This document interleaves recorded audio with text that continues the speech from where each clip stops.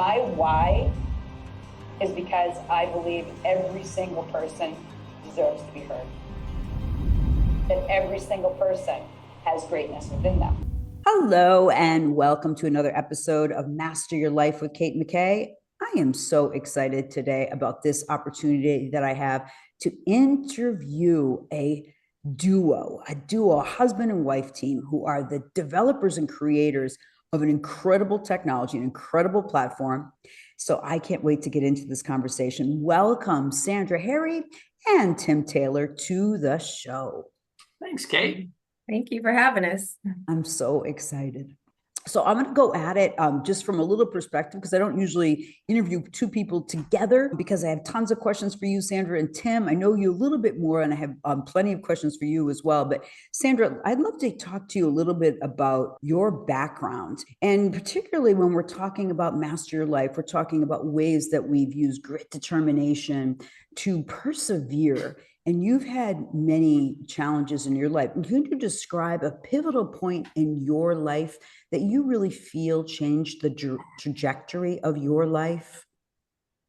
Kate, there was many, but I think one was after I lost my late husband. Dr. Michael Harry was the co-creator of Six Sigma, and actually the chief architect of the Great Discovery. There's a whole story there, which is probably another whole podcast. But after losing him, he asked me to carry on his legacy. And I tried very hard and I failed. And I hadn't had a lot of failures in my life until that point. And so when you have to just kind of submit and drop to your knees and say, oh my gosh, I have to take another direction, that direction that I was led has led me right here today. And it has been amazing and incredible. So failures sometimes are some of our greatest successes. And you use the word perseverance. And it's interesting because if I'm not in my office today, but typically I am, there's a picture of me in one of my competitions, and the word perseverance is on that picture. Someone gave that to me. So it was through those times that I was given that picture. So it was amazing. Just picking yourself up, learning from what didn't go on right. And those failures make you stronger, make you better. So it just really changed the direction of my life at that time. So were you always perseverant? And I like to ask that question because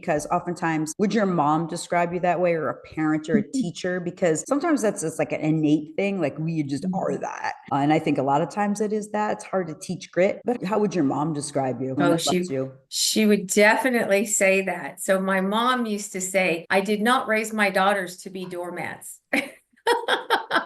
So they taught us from a very young age and propped us up that we could do anything in the world. And this is another interesting thing about my background. A lot of people don't know. People say, as a little kid, what do you want to be? What do you want to be? At 5 years old, I wanted to be an accountant. Okay, now, how many people want to be an accountant at 5 years old? And I don't know why. And I grew up to be an accountant. I was CFO of a very large corporation, and that was my corporate background. And I persevered. I became I have an executive MBA. I'm an executive master black belt. So perseverance got me all that way. But for some reason, I've just always had that grit you're talking about. And it's always served me well. And I love it that it comes through a different part of the brain, particularly. And the reason why I'm interested in that is because as a woman, and having the brain that you have is unusual, because usually it's like in fifth grade in particular, that's when things fall apart for girls, even the ones who are pretty good in math. But how did you persevere through that? Because there's a lot of ridicule. Plus, you're a little person. I mean, you're short, you're small like me, right? And I love it that we're both little people, that you even had stature as something that you had to push up against. I think it was just not realizing that my size was my size, that I saw myself equal to everyone that was taller than me, other than at the grocery store trying to climb up the, to get the top shelf things. But I never viewed myself as not big enough or not good enough. And I think it goes back to my childhood. I think that the environment I was raised in is that was fostered. We were always told that we could do whatever we wanted to do. And I just had that mindset. I had the determination, the discipline. Another piece of grit is discipline. And I have a lot of discipline. I'm one of those people that just, like in competing, you know how it is. You set that food out and you eat that stuff every day, and you just keep doing the same thing until you get through that show. And a lot of people just can't do it. It's discipline. And I just have that gene. For some reason, I was born with that. So very lucky in that manner. Yeah. And I love it too, because you use those same powerful strengths to deal with a husband that was ailing for many, many years, and a man that had a very strong presence, and being sort of like number two too in that powerful force. And yet you've moved now in this beautiful relationship that you have with Tim Taylor here as being co-leaders in an incredible company. And I can't wait to hear more about that for sure. So, Tim, I'm going to segue over to you because I love the story that you shared with me in regards to meeting your Sandra and how that experience was for you. And why do you think she was your woman? What was it about her that you really fell in love with to this moment? She stalked me. I mean, she was chasing me around. It's like, stop already. But, oh, you're kind of cute, so you're okay. No, I'm kidding. No, it was actually one of those things, Kate, where basically it was one of those God-aligned moments, right? Both of us had just kind of gone through a fairly significant major turning point in life, right? You come to those new stages where it's a new era, a new door opens up, and or one door closes and okay, what's next? And I remember a friend, a business associate, said, hey, I've got a potential client for you. And her name is Sandra Harry. I didn't know what she looked like. I didn't know who she was. I knew nothing about her, never heard the name before. And I heard like a little whisper in my head said, you're going to be with her. I'm going, oh, well, gosh, I hope she's good looking.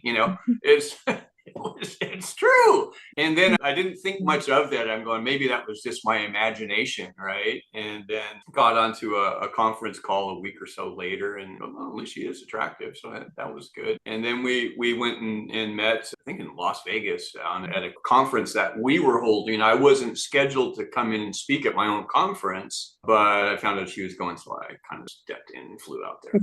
And yeah, it's been just an amazing ride ever since. The thing about Sandra is we are diametrically opposite in the way that we think and process. I am very much of a kind of a manifester, stuff just happens for me. I just tend to think about things and see something that's interesting and it just becomes. And she's much more of an executor. I'm much more of a visionary. So that's why it makes us a really good partnership. And plus she's sexy. Oh my God. Yes, right. That's what he says. I had to have him share that story, Sandra, so you could hear it and the world could hear it, because we think that love is only for Romeo and Juliet. And they were 14 and 15 or 13 and 14. They were, so it was that first love. But you both have come into a place after hardship and challenges into this really beautiful, respectful relationship, this love relationship that's also transferred into a pretty magnificent business. And I'm going to leave it to you to describe that business. Either one of you, how would you describe the great discovery and how that is absolutely going to change the world? Because I believe it will. Well, the great discovery, is all simply about human empowerment. That's our vision. That's our desire. Our mission in life is to empower humanity.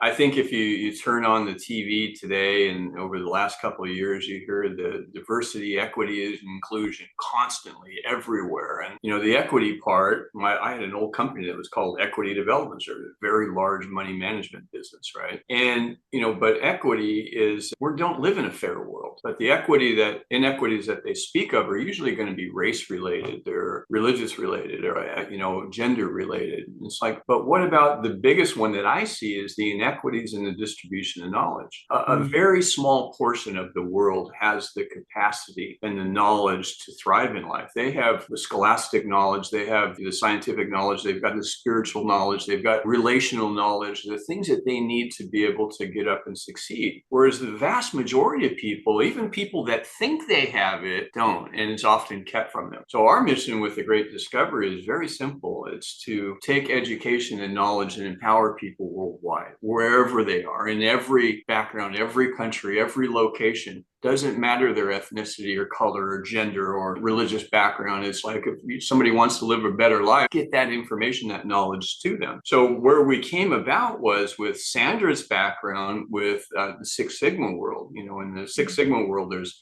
different degrees in that practice. Six Sigma, for those of you that don't know about it, is recognized as one of the top 10 business innovations pretty much of all time by MIT. I mean, every major organization in the world is using Six Sigma to reduce defects, improve performance, shareholder value. First 3 generations of Six Sigma were all about that. And Sandra there's 26 executive master black belts in the world.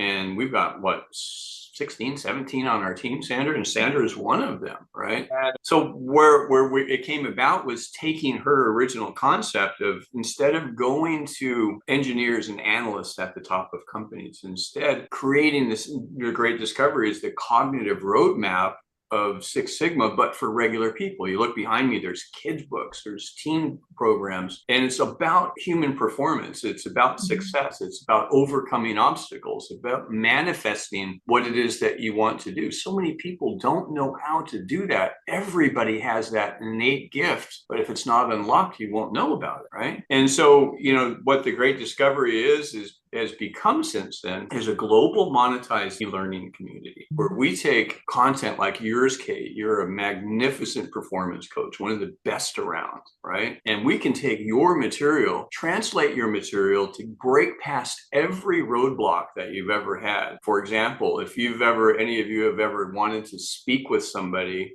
that spoke, say, Spanish or German or Italian or something, and it's like, I gotta wait, I gotta get an interpreter. We break that all gone. It's gone. We translate you into over 147 different languages fluently. It's not that you're coming up reading subtitles, but moreover, we empower learners by allowing our learners that take a course to be able to monetize that as well. They can take your course on peak performance. Great course, right? And as they're doing that, instead of quitting, getting another job to be able to take care of that, they can simply refer others to other content. They create an economic opportunity for them around the world. So that's what we do in a nutshell. Our goal is to become the most substantial e-learning community in the world. And I believe we're going to do it in short order. There's a lot of e-learning out there, but none of them that do what we do. We took the Six Sigma approach and moved it up 4 or 5 levels from what the other e-learning communities are doing out there. It's absolutely incredible. So Sandra, from your perspective, because you've had this experience in Six Sigma and we're actually married to the founder of that, what is your worldwide view? And I love the whole concept of a community empowerment and really also the whole aspect of it, which is to monetize it instead of the money going just to a few different educational facilities where people pay massive amounts of money that's only available. It is exactly that. It's more of an equal spread. How would you describe it, particularly from your vantage point and the history you have in the space? It goes back to Six Sigma and how the Great Discovery came about. And we have to accredit that to my late husband. And Tim said the first 3 generations of Six Sigma were focused on corporations, save billions of dollars all over the world. His goal was to take Six Sigma down to the world, to everyone, right? Because Six Sigma only touches about 2 to 5% of a population of a corporation. So that's not even all the corporation. So his goal was if he could take the power of that, and he had a couple incidences in his career, that's a whole nother story that we could talk about, that led him to see that. So he thought, wow, could I find that underlying cognitive roadmap? And that's what he was working on in the last part of his career. And then he got very ill and he didn't ever get it launched to the world. But his goal was to create maybe a half a Sigma bump, just a half in everybody's life. And imagine what we could do to society if we did that. Imagine the knowledge and empowerment we could bring to them. So when I told you I failed in the beginning, because I failed to launch that right after he passed, it wasn't ready. It wasn't fully developed. It needed more work. So I had to take a step back and say, okay, we got to work on this. And so we did. I had a team, we worked on it. I felt it was ready to launch, but I needed someone to help me market it and get it out there. What was interesting is Michael, that was my late husband, always discovery through Tupperware parties. Remember the Tupperware party concept, right? Home parties and all that. Well, now we've moved to the internet. And so I said, I really want to learn about affiliate marketing, network marketing. I knew nothing about it. I came out of corporate America, manufacturing background, right? So it's funny, that's exactly how I met Tim. On my path to learning about it, I went to that conference, and that is how Tim and I actually met and got introduced so that I could learn that. And so it just exploded. So I thought, okay, then COVID hit. And I thought, oh my gosh, look at what happened in COVID. People they need money. And so this affiliate marketing is the way to go. So let's launch the Great Discovery, put an affiliate marketing program behind it. Then we realized that it's not just the Great Discovery they need. They need knowledge even when they're going through the course, the Great Discovery, because there's a course called the Great Discovery. That's how it started. And then we said, oh my gosh, they need all this knowledge. So then Tim said, we got to start an e-learning platform and marry the two together. And that's what we did. And that's how we got here today. And it's been absolutely incredible. So not only can we help people learn the Six Sigma way of thinking, but in all the knowledge they learn, they can use to leverage that knowledge in a more powerful way to exponentially increase the odds of success in anything they do. And we can put money in there. I mean, it's beautiful. Yeah, it really is. And it's the quintessential view of entrepreneurship. And just going through this election has been really intense, and tuning in to, like, I was listening this morning to Elon Musk and Joe Rogan, part of their interview. And so much, it seems, that was a lot of the experiences were in lockdown from old models, and old models are falling away. And I believe that there's going to be a more equitable split, and there should be. And I think the biggest challenge, and I'm curious about how you both would address this, people seem to be lazy in their learning, and they lack the curiosity and seeking of innovation. They're looking to have the knowledge handed to them.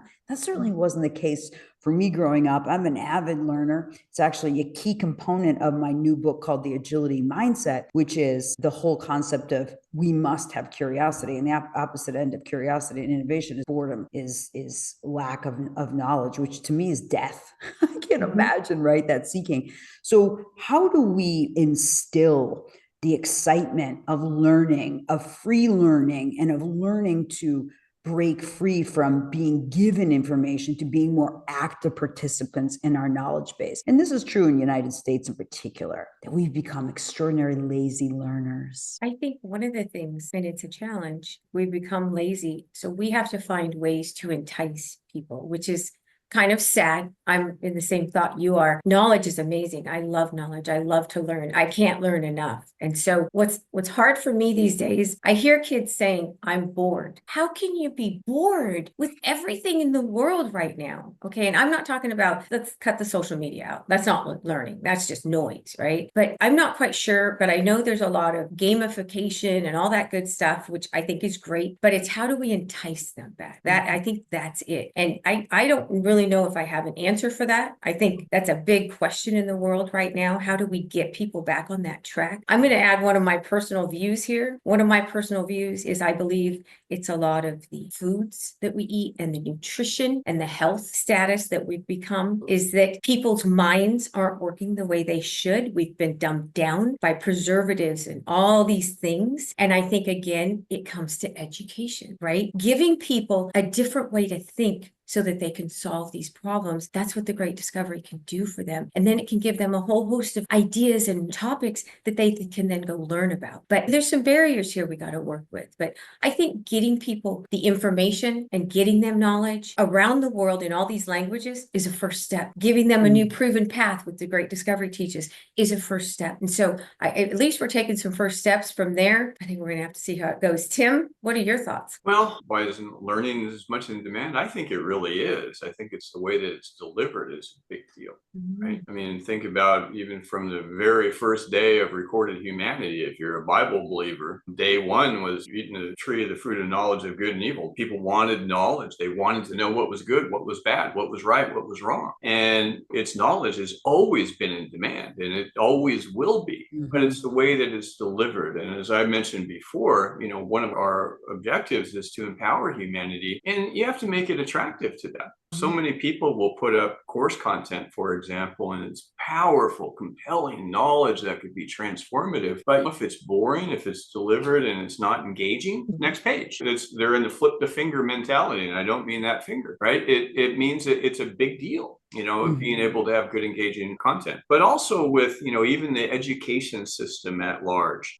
Typical education has been exclusionary. You've got higher education and college degrees and degree programs and everything else. They've been exclusionary. So people are kind of pushed down and said, no, this is all you're going to be. Our education system is really, we're going to tell you what to think, not how to think. And it's been like that. It's been literally designed like that. You go in as a child, you go into school, everything's about go to the bell, go to the next bell, be there on time. They're prepping you to be an employee and a consumer in life rather than a producer. And somebody that's a child of God is who you really are. Right. That's really what it's all about. And it's helping people to break through and see who they are. And So what we're doing with that is changing that dynamic by breaking that exclusionary aspect of it. So now a person in a developing economy that may have, let's say their education base is going to be limited to people that speak their language. So if you're in a smaller country with, say, Vietnam, they've got 80 million Vietnamese speakers and not a great adoption of English. So a lot of the education world is in English based for whatever reason, back in the British Empire days and so forth. And what it comes down to is if all of your education is based on your teachers that speak Vietnamese and you got an 80 million person pool, that's leaving out all the other education by experts from all over the world. Now we can take, anyone can get any information. If we've got amazing teachers in the Amazon jungle that can teach us so much about health and nutrition and things that they've learned over the ages, but we'll never get it. All we get is the filtered, dumbed down information that's come from the pharmaceutical companies of what they've done to re-engineer it and patent it and make a fortune from what's already there naturally, right? So it becomes a point of simply changing all that. If I can, is it possible I could share a little quick screenshot of, Sure, because I think that's really important. And also in the show notes, we'll be absolutely showing you that, because I think that's what's important, is that visually that we're able to see how that will go there. So I'm just going to give you a permission to share. And I think that a really important topic while you're pulling that up, Tim, is that what I've learned, particularly in my speaking, is I really have mastered the art of facilitation, because I think ultimately the best teachers are the best facilitators, and people don't want to be talked at. And if we can provide information and then allow an interaction, that is so much more stimulating and exciting than it is just to be talked at with information. And we can pick and choose. And I also think that it's extremely important that we're also in a place now where we can learn from different modalities, different ways of learning. And I believe that the greatest teachers also are going to be great orators. They have to be able to speak and communicate with passion, to be storytellers. And I'm looking forward to bringing storytelling back to the world. And I can't wait to play on this great discovery. We just recently enrolled a private university out in Southeast Asia. And again, it's exclusionary education system. So this particular university, one of the largest private universities in Southeast Asia, were completely blown away by what we're doing, because now instead of people getting 2 or 3 jobs, a student loan, or going into debt, or waiting for a scholarship to go and become an exchange student in their country to complete education, they can turn it around. They can take their degree program and put it out to anywhere in the world. This is Help University. Take a listen to this. It's mind-blowing. Hello, I'm Juliet Chan from Help University, and we are thrilled to announce that we are the first university to be featured on a Great Discovery platform. We're especially excited about the AI voice translation for videos and the live language translation features. This groundbreaking technology will break down boundaries and borders, making education accessible to everyone around the world, no matter where they are. It's truly a game changer, and we are proud to be the first university to offer this. On the Great Discovery, we will be offering a wide range of courses such as cybersecurity, artificial intelligence, ESG, and various soft skills, starting with business and dining etiquette. And of course, we'll also offer business, psychology, and education, fields that Help University is renowned for. We're very excited to share this journey with you. See you on a Great Discovery.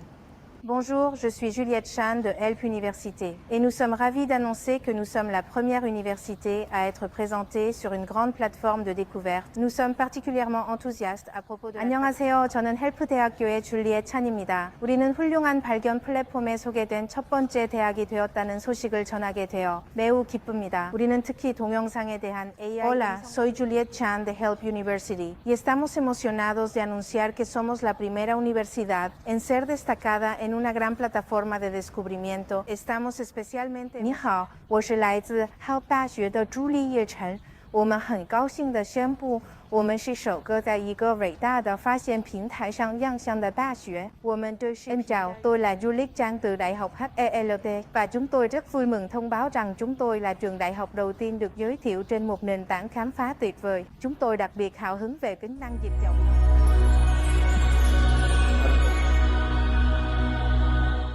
I mean, the power of that, think about it, it's not just for universities, but why do you think they're so excited about it? They can now take their true mission is to elevate and help people, empower people everywhere, just like ours is. And now they can turn it to outreach. They don't have local hubs and satellite campuses all over. Now they can go to any place with a village, any place with a cell phone, with internet access, anywhere in the world, and deliver content and education to them right there, regardless of where they're from.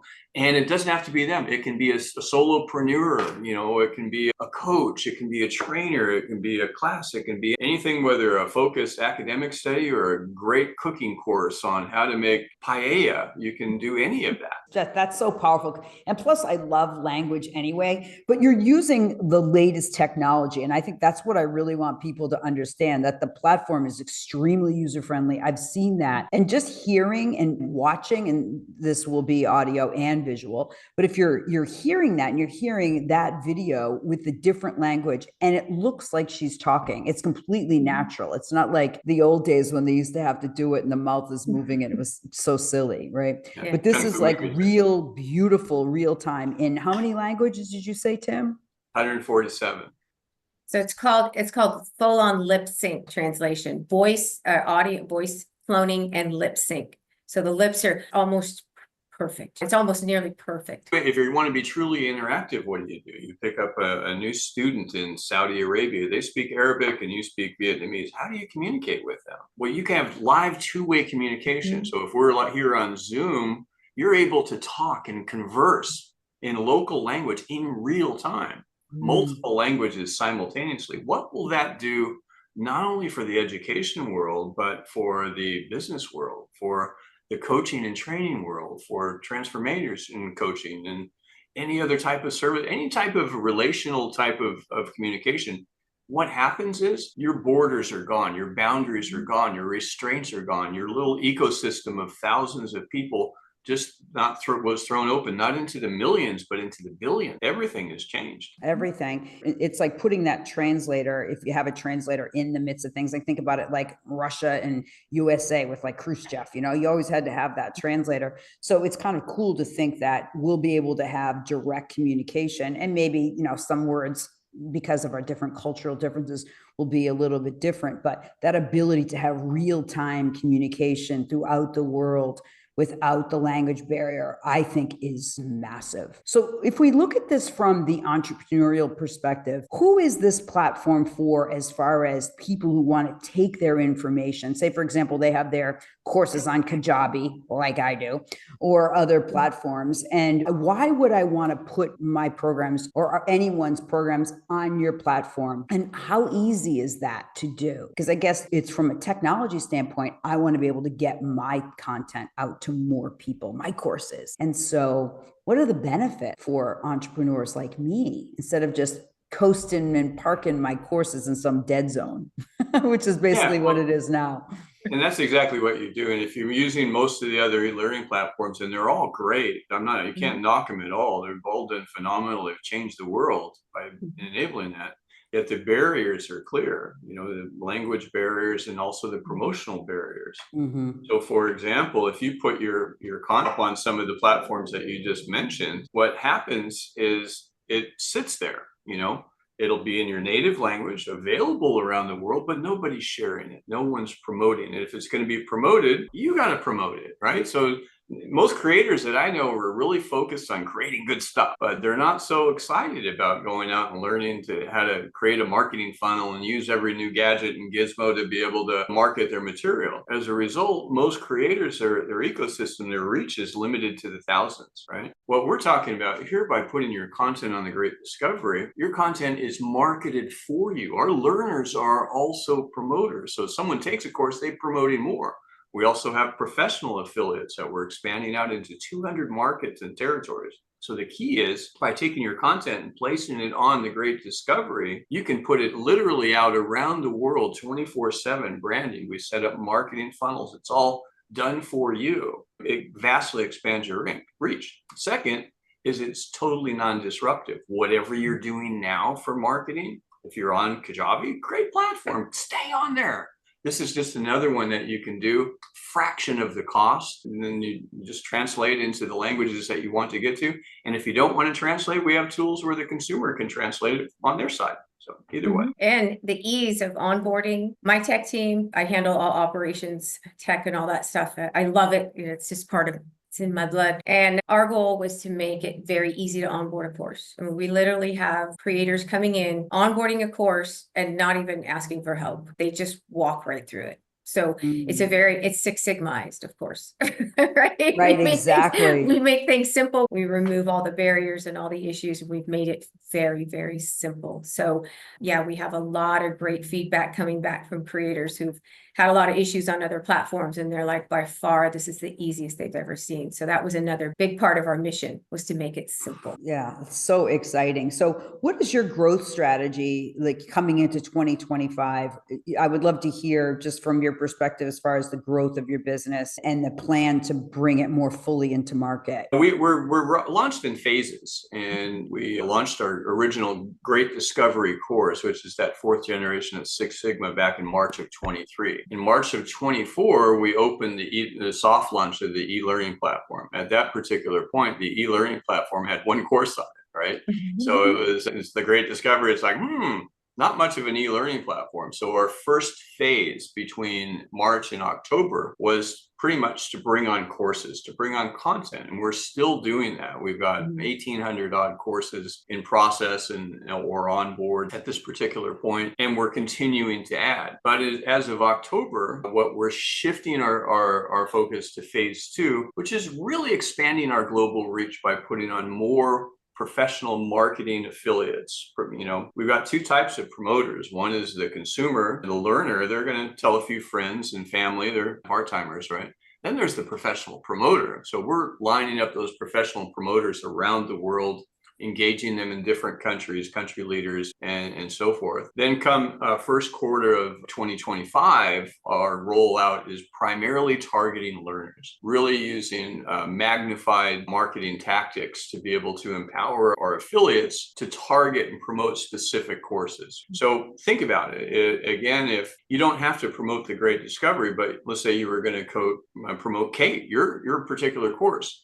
If you're in health and fitness and you wanted to get into promoting that particular course, you can build an entire global network on one course. An affiliate could promote that course and get paid on it. They can promote it again, and it goes around the world in every country that's out there. So our goal, as we continue through this early stages of it, is really getting course onboarding, marketing up and going, and then really blasting off in the first quarter of next year towards really reaching out to more learners. So far, probably, I don't know, what do you think, Sandra? Maybe 85% of our users are course creators, and we're starting the other 15% are promoters, and maybe 1% learners right now. So the learner stage is coming next. That's the biggest promotion. So the thing is, if somebody is an affiliate, sees the vision of what you're doing, now's the time to get engaged. I mean, we're not stopping until this is the largest e-learning community in the world, and we're good at this. We've done both Sandra and I have done huge,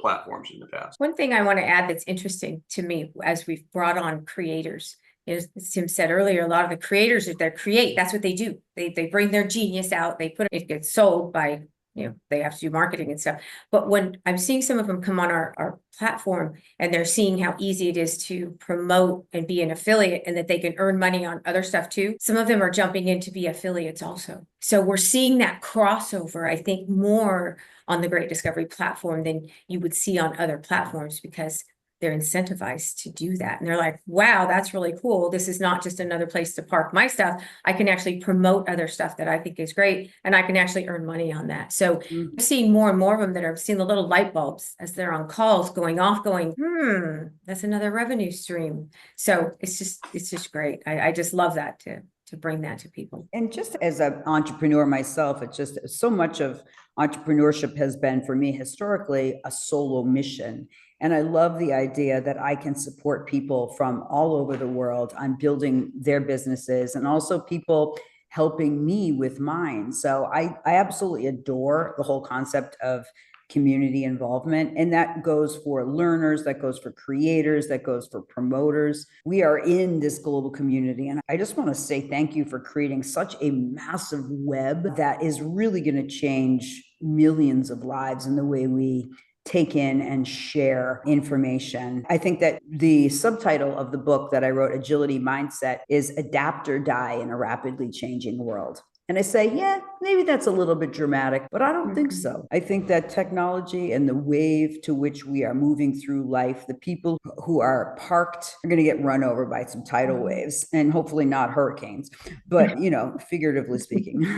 So I believe that what you've created is the future of learning. I love that. You know what, an interesting aspect here is we don't sell anything.